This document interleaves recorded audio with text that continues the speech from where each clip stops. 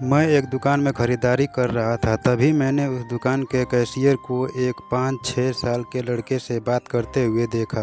Cashier बोला, माफ़ करना बेटा, लेकिन इस गुड़िया को खरीदने के लिए तुम्हारे पास पर्याप्त पैसे नहीं हैं। फिर उस छोटे से लड़के ने मेरी ओर मुड़कर मुझसे पूछा, अंकल, क्या आपको भी यही लगता है कि मेरे पास पूरे पैसे नहीं हैं?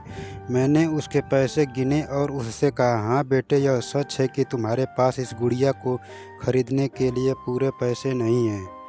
वह नन्हा सा लड़का अभी भी अपने हाथों में गुड़िया थामे हुए खड़ा था। मुझसे रहा नहीं गया। इसके बाद मैंने उसके पास जाकर उससे पूछा कि यह गुड़िया वह किसे देना चाहते हैं। इस पर उसने उत्तर दिया कि यह वो गुड़िया है जो उसकी बहन को बहुत प्यारी है और वह इसे उसके जन्मदिन के लिए उपहार में देना चाहता है।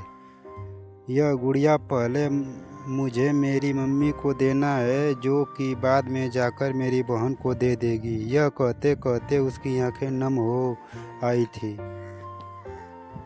मेरी बहन भगवान के घर गई है और मेरे पापा कहते हैं कि मेरी मम्मी भी जल्दी ही भगवान से मिलने जाने वाली हैं।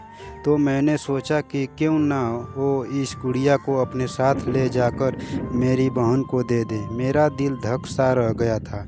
उसने ये सारी बातें एक सांस में ही कह डाली और फिर मेरी ओर देखकर बोला, मैंने पापा से कह दिया है कि मम्मी से कहना कि वो अभी ना जाएं, वो मेरा दुकान से लौटने तक का इंतज़ार करें।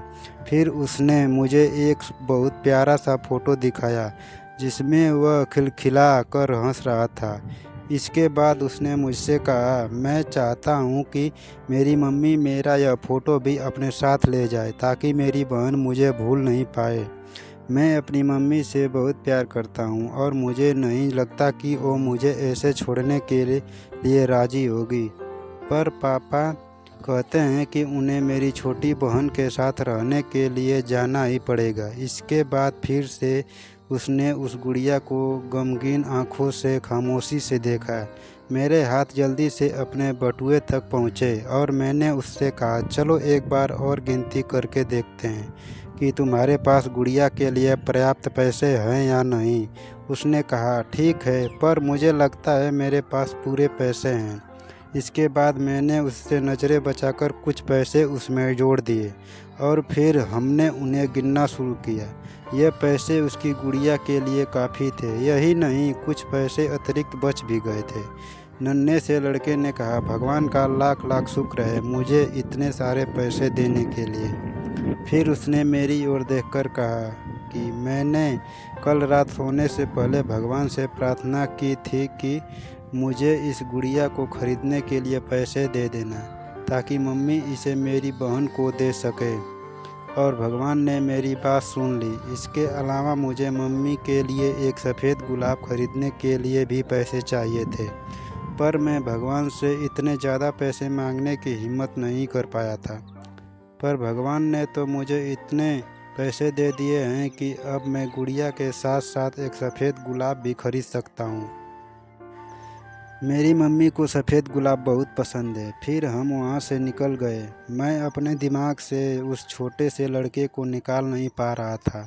फिर मुझे 2 दिन पहले स्थानीय समाचार पत्र में छपी एक घटना याद आ गई, जिसमें एक शराबी ट्रक ड्राइवर के बारे में लिखा था, जिसने नशे की हालत में मोबाइल फ़ोन पर बात करते हुए एक कार चालक महिला की कार को टक्कर मार दी थी, जिसमें उसकी 3 साल की बेटी की घटनास्थल पर ही मृत्यु हो गई थी और वह महिला कोमा में चली गई थी।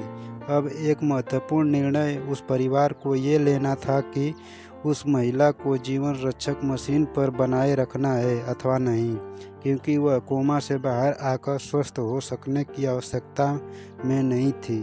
क्या वह परिवार इसी छोटे लड़के का ही था? मेरा मन रोम रोम काँप उठा। मेरी उस नन्हे लड़के के साथ हुई मुलाकात के 2 दिनों बाद मैंने अखबार में पढ़ा कि उस महिला को बचाया नहीं जा सका। मैं अपने आप को रोक नहीं सका और अखबार में दिए पते पर जा पहुंचा, जहां उस महिला को अंतिम दर्शन के लिए रखा गया था। वह महिला श्वेत धवल कपड़ों में थी अपने हाथ में एक सफ़ेद गुलाब और उस छोटे से लड़के का वह फ़ोटो लिए हुए और उसके सीने पर रखी हुई थी वह गुड़िया। मेरी आंखें नम हो गई। मैं नम आंखें लेकर वहाँ से लौटा। उस नन्हे से लड़के का अपनी माँ और उसकी बहन के लिए जो प्यार था वह शब्दों में बयां करना मुश्किल है।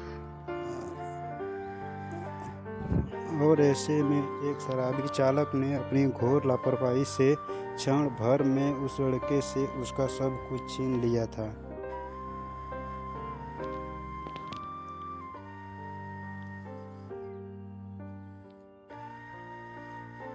इस कहानी से सिर्फ और सिर्फ एक पैगाम देना चाहता हूँ कि कृपया शराब पीकर गाड़ी कभी न चलाएं।